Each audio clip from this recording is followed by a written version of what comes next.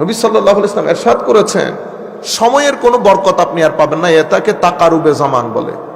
আমার নবী সাল্লাল্লাহু আলাইহি ওয়াসাল্লাম ইরশাদ করেছেন, ফিতনা বেড়ে যাবে এবং ফিতনা এভাবে বেড়ে যাবে সামাজিক ক্ষেত্রে, ওয়াজের বক্তব্যের মাঠে এবং আমাদের এই মাহফিলের ক্ষেত্রে চতুর্মুখী ফিতনা বেড়ে যাবে।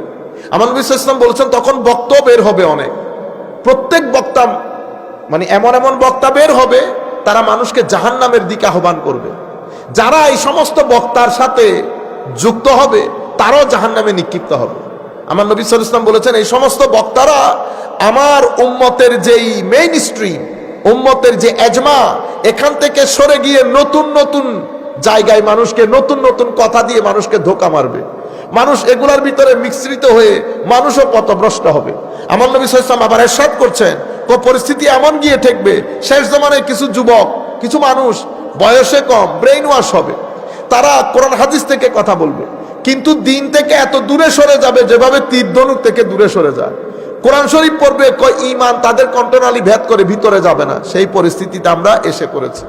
আমার নবী বলেছেন, ঈমান পুরা পৃথিবী থেকে পালিয়ে মদিনা শরীফ চলে যাবে। এমন একটা পরিস্থিতিতে আমরা এসেছি। আমরা আল্লাহর দরবারে দোয়া করব, আল্লাহ যেন আমাদেরকে ফিতনাময় পরিস্থিতিতে ঈমানের হেফাজতের সাথে আমরা যেন পৃথিবীতে জীবন যাপন করতে পারি। যুবকদেরকে যেটা বলবো, কোনো নতুন কথায় কান দিবেন না, কোনো নতুন কথায় কান দেবেন না। আগ থেকে আপনারা যা কিছু করে আসছেন সেগুলাই করেন। এখন আরো অনেক ধরনের কথা ভবিষ্যতে আপনারা শুনতে পাবেন। শেষ পর্যন্ত তো পরিস্থিতি বোধহয় এদিকে চলে যাবে, বলা হবে যে কোরআন শরীফের যত আয়াত, আসলে তত আয়াত না, অনেক আয়াত এগুলো পরবর্তীতে অ্যাড হয়েছে। এই কথাগুলো ভবিষ্যতে আসবে। এখন দেখতেছেন না, নবী সাল্লাল্লাহু আলাইহি ওয়াসাল্লাম শেষ নবী না, নবীর পরও নবী আছে। ইন্না লিল্লাহি ওয়া ইন্না ইলাইহি রাজিউন। এখন বলতেছে এই আমার নবী সাল্লাল্লাহু আলাইহি ওয়াসাল্লামের যে উম্মতে হাদিসে পাক, হাদিসের এগুলার কোনো আইনগত ভিত্তি নাই, এটা অনেক পরে, অনেক পরে। নাউজুবিল্লাহ বলেন। 1200-1300 বছর উম্মতের মাযহাব, এখন কোনো মাযহাব নাই। দেখছেন, এ বলে হাদিস নাই, এ বলে মাযহাব নাই। 3 দিন পরে আরেকজন আইসা বলবো কোরআন নাই। বুঝতে পেরেছেন? ইনি বলতেছেন মাযহাব লাগবে না। কিসের মাযহাব? আমি ডাইরেক্ট হাদিস থেকে বলবো। আরেকজন বলতেছে হাদিসই লাগবে না। কেন? হাদিসও আসছে 300 বছর পরে। তো বেটা নামাজ পড়বি কেমনে? সালাতুন মানে হচ্ছে দোয়া। সালাত মানে কি?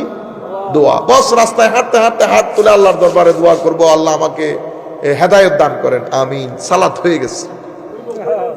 আপনারা কি না কইব না বেটা, এটা হয়ে গেছে। যারা হাদিসে পাক অস্বীকার করে, ঠিক আছে, এটাই হচ্ছে তাদের ভিত্তি এবং এটা ভবিষ্যতে কোথায় যায় আল্লাহ পাক ভালো জানে।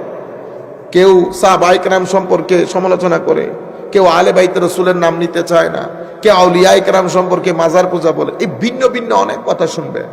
এই ফিতনার জমানায় আল্লাহ রাব্বুল আলামিন যেন আমাদেরকে, আমাদের ঈমান আকীদাকে রক্ষা করে আমরা যেন আমাদের আগের পূর্ববর্তী যারা আমাদের বাপদাদা চলে গেছেন তাদের মতো করে জীবন যাপন করে আমরাও চলে যেতে পারি, আমাদের ভবিষ্যৎ প্রজন্ম যেন চলে যেতে পারে, সেই তৌফিক যেন আল্লাহ আমাদেরকে দান করেন। আমাদের ছেলেপুলেদের ঈমান আকীদাকে যেন আল্লাহ হেফাজত করেন।